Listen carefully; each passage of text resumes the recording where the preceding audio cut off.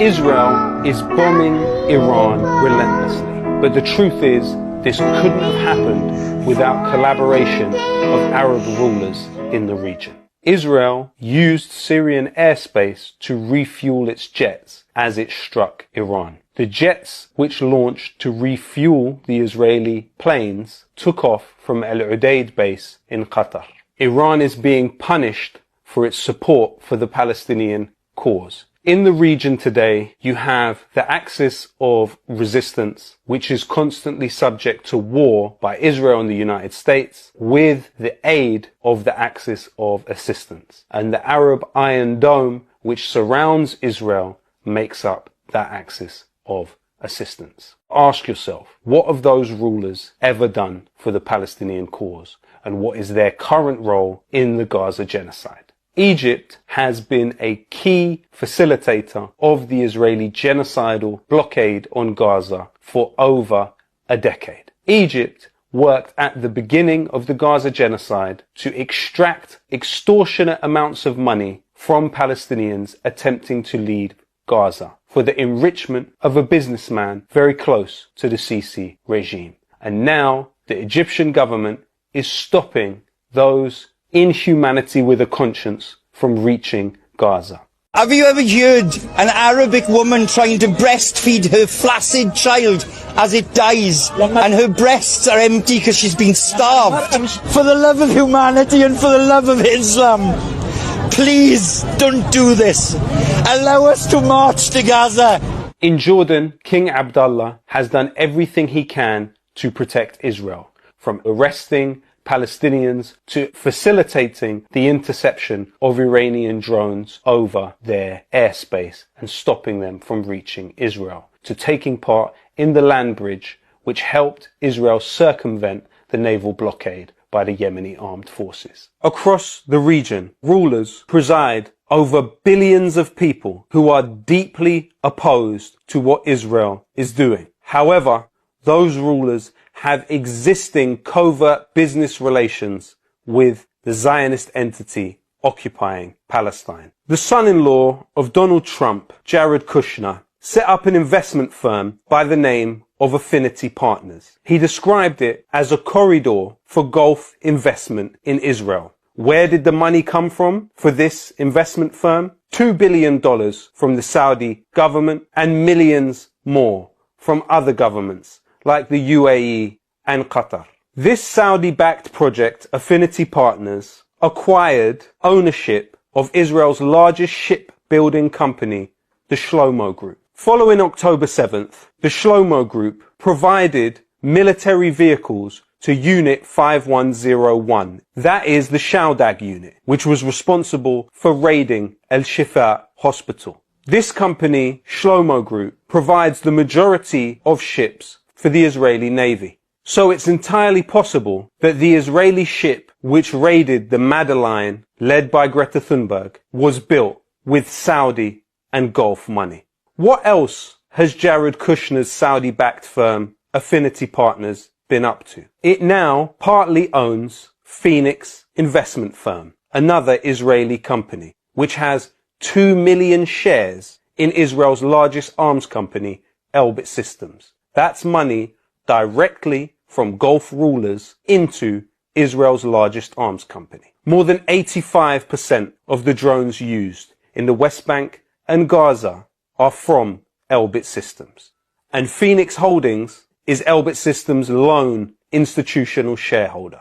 Phoenix Holdings not only sponsors but ensures the building of Israeli settlements in the West. Phoenix is also key to Israel's Adopt a Soldier project, which helps new Israeli soldiers become acclimatized to their surroundings. What about the UAE, home of Dubai, where millions of people, and Muslims especially, flock every single year to live their best life and pose on Instagram?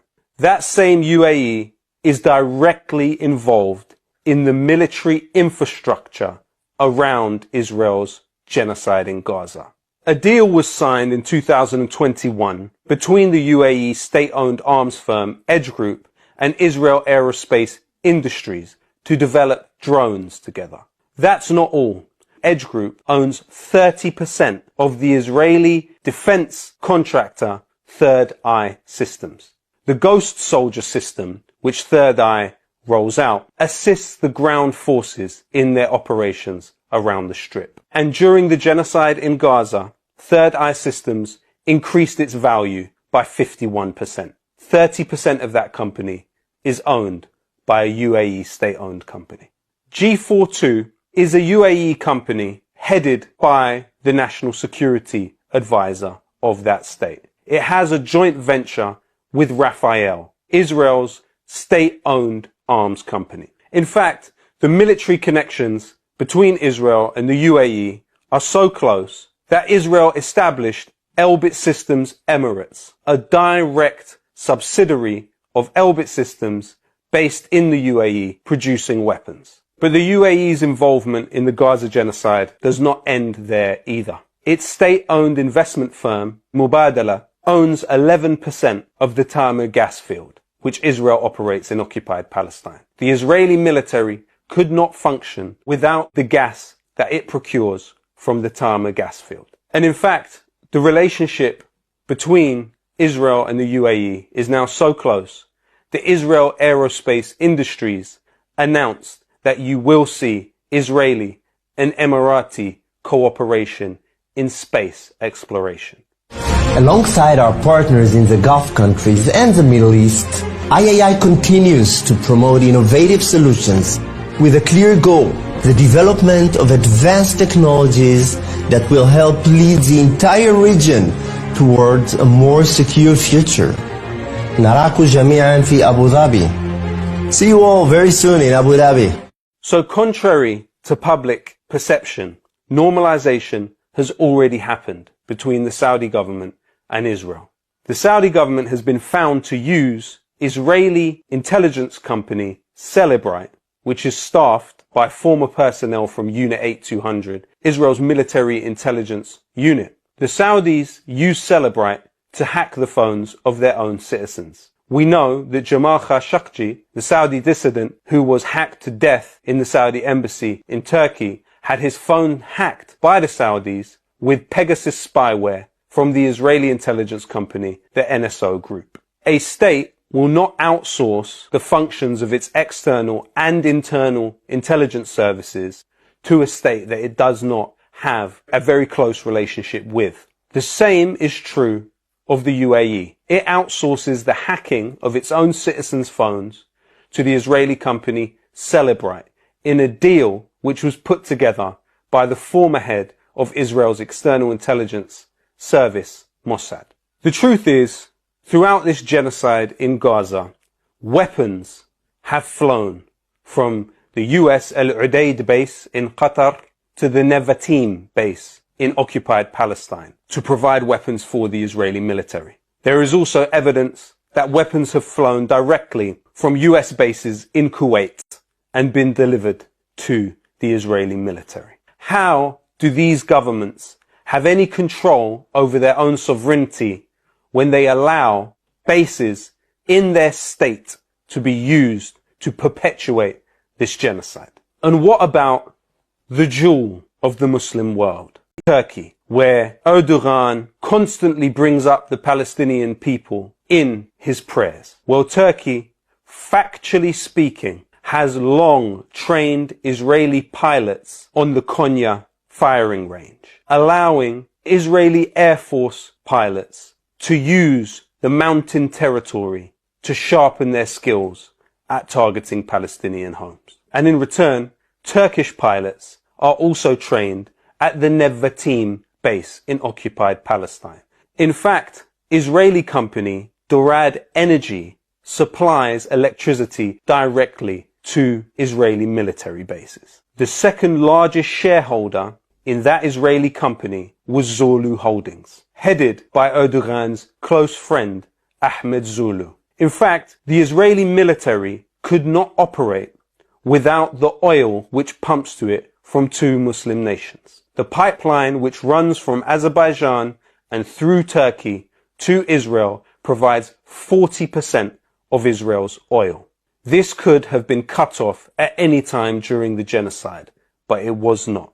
It was also exposed that 4,000 Turkish citizens went into the Israeli military and fought during the Gaza genocide. Where are the legal repercussions for those citizens? At one point, the Turkish government claimed that it cut the $10 billion a year trade it has with the Israeli government. But what was found? That in one day, the supposed trade with Palestine was massively increased. Ships, which supposedly were heading to Egypt, turned off their antennas at the last moment and redirected to the Israeli ports of Ashdod and Haifa.